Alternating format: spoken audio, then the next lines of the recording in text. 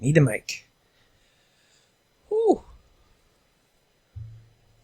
There you go. We have something pretty exciting today. Welcome back to OleSchool Gamers. Today, we're going to do an unboxing of the MiSTeR. So I'm going to let you see what it is that you can expect when you get one, because it took 2.5 months for me to get mine. Tony got his the same day too, yesterday. So I'm doing a quick unboxing, let you see what's inside. Let's get to it. You know what to do. Like and subscribe, guys. Like and subscribe. Got this all the way from Portugal. Like I said, it took 2 months for it to come in.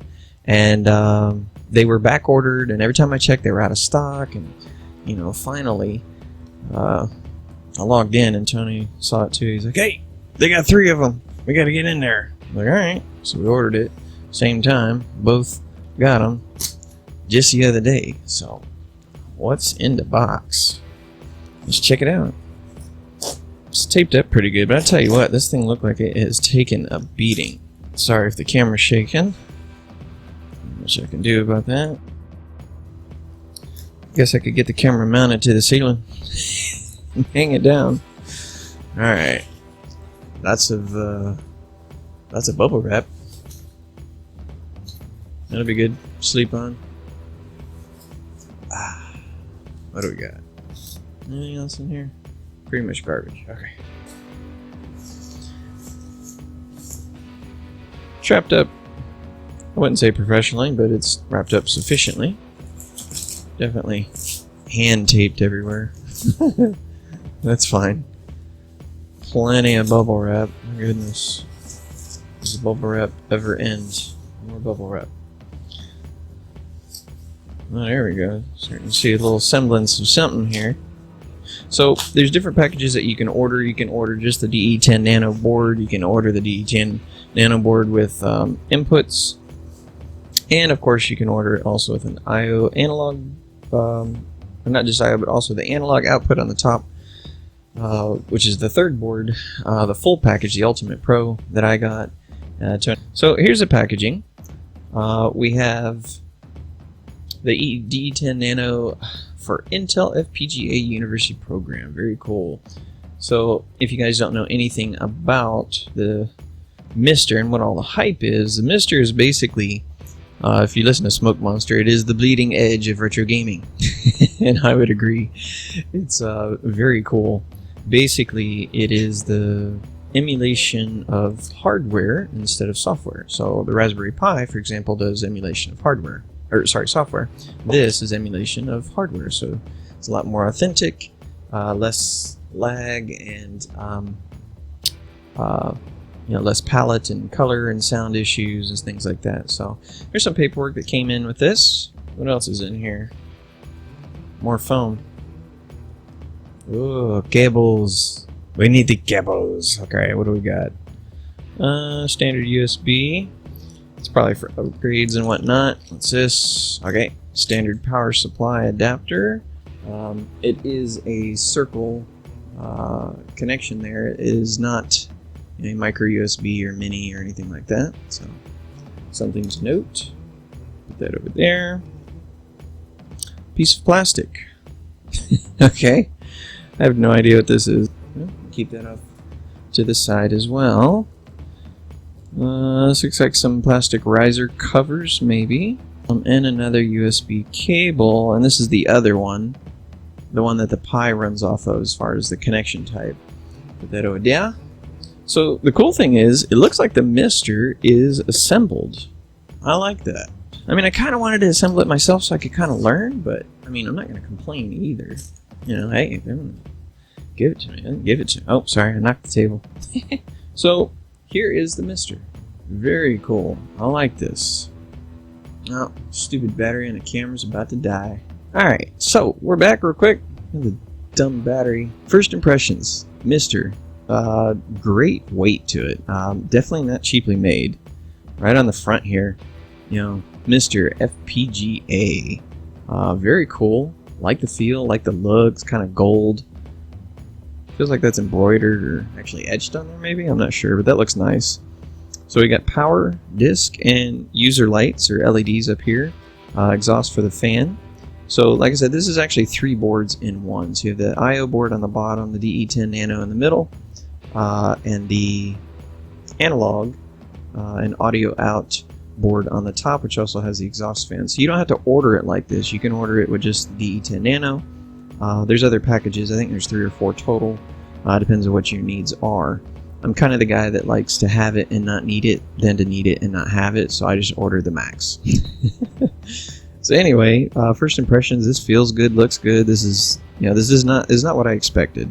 I expected a very open board, and I was gonna have to figure out how to put it all together, and a very open source kind of feel to it. But this is a very polished, very clean, very very well done, put together piece of equipment here. I like it. So anyway, so on the front. Actually, the top, like I said, it's got the MiSTeR, the vent, fan, 3 buttons here, reset, OSD, and user. I'm not sure what those are. I was looking around on the diagram here, and it doesn't actually show you what those buttons do or what they're for. So, hopefully it has like a online, manual, because there's no other manual. There's nothing else that came with it. So anyway. So right here we have, it looks like VGA, but it's actually labeled RGB YPB PR.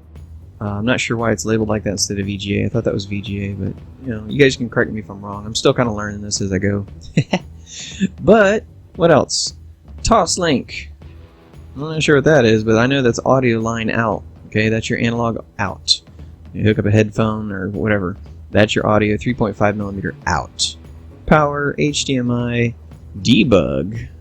Hopefully I don't need to debug anything, but we'll see. Power only. 2 USB ports on the bottom labeled power only. Yeah, I'm not sure what that means. Maybe I can charge my phone with these. They're not really for input. I don't know. Again, I'll have to go to the manual. Interesting though.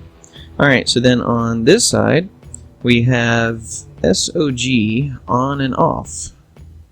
SOG. Man, I got a lot to learn. I'm not sure what SOG is either. Okay, well, whatever. The main SD.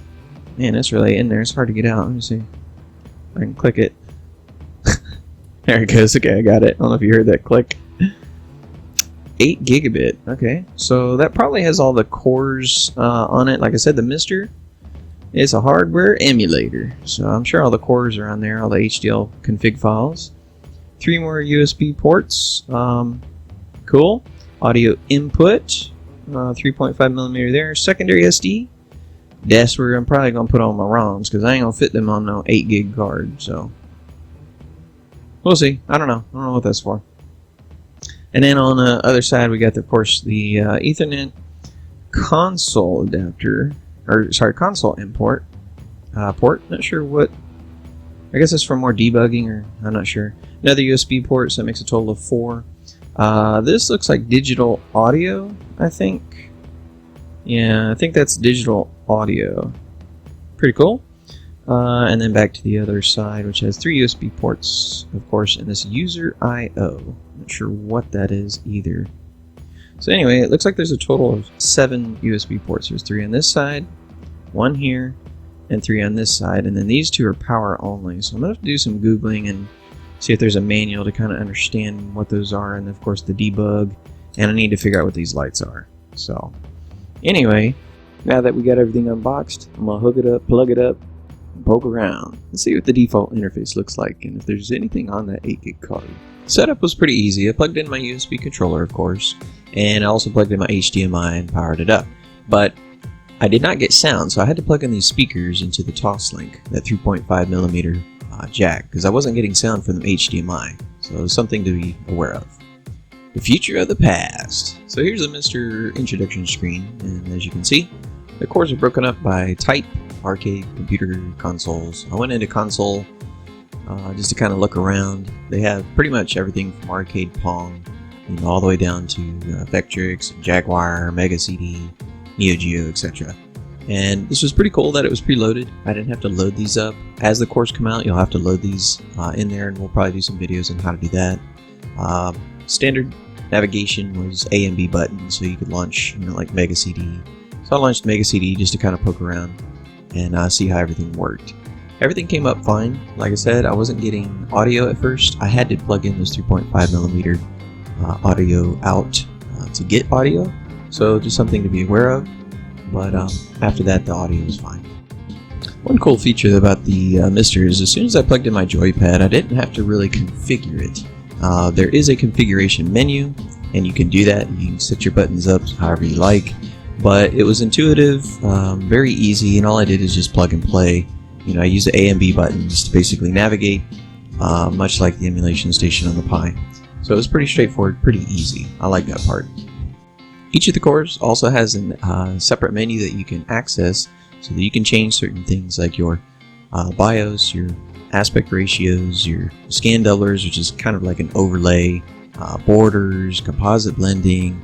Even the Sega Genesis one allowed you to choose which Yamaha sound chip that you wanted. So the cores are very detailed in how the hardware is emulated. I really like that. It was pretty intuitive.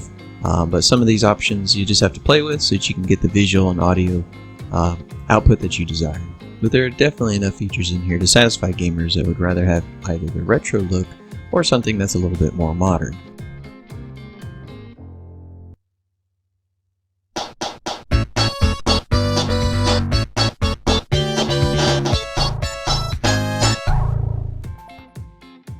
So let's go over some first impressions and give you some thoughts about things that I've seen over the last couple of days after playing with this that I think you should be aware of.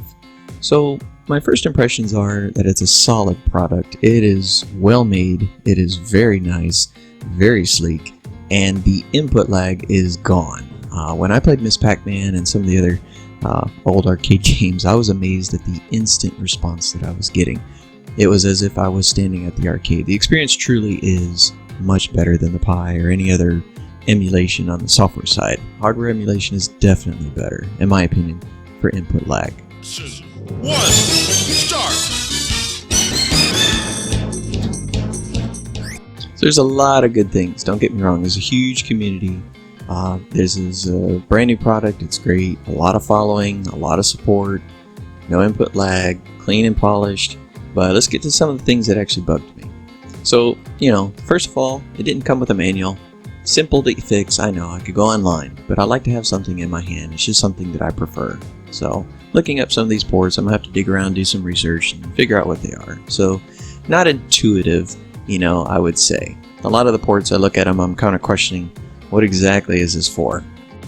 So first of all, there is a lot of good. Okay, I love the way this thing is made. I love the fact that there's a huge following. I love the fact that it is accurate on the hardware side and that we've eliminated input lag.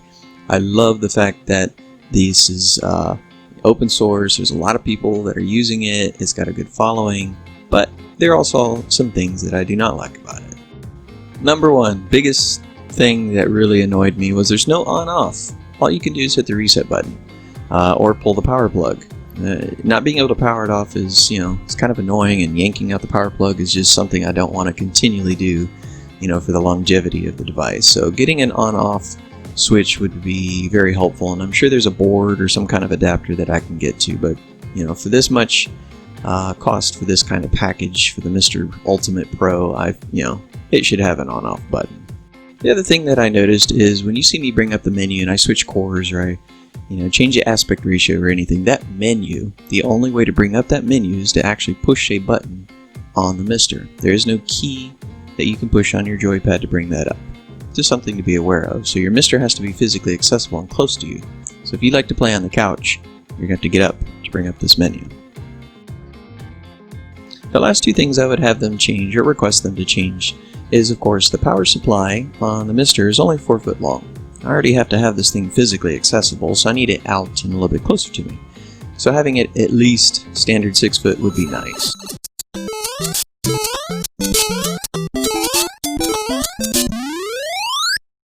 And lastly was sound. So if I'm doing this wrong, please help me out. As I said, I'm learning, but just be aware of it that this is an issue because it's not intuitive. I couldn't figure it out. So it wasn't straightforward. But I couldn't get sound out of the HDMI. I had to plug in the 3.5mm jack, to get the analog out. Which is fine, but just not being aware of it and not knowing how to get sound out of HDMI, or that it's just not available, Yeah, because there's no manual. I don't know. It was just a little frustrating. So if there is a way to set up sound through the HDMI, please let me know in the comments below. I would like to know how to do that, just so that I have the option, as I'm sure everyone else would too.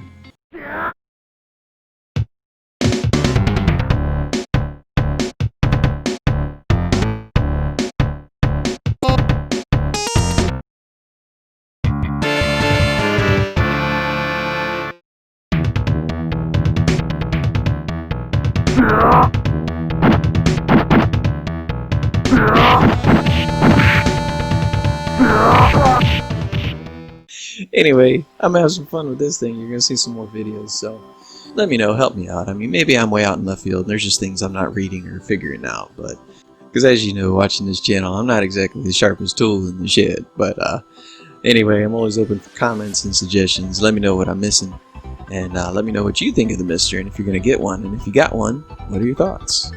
And as always, thanks for watching.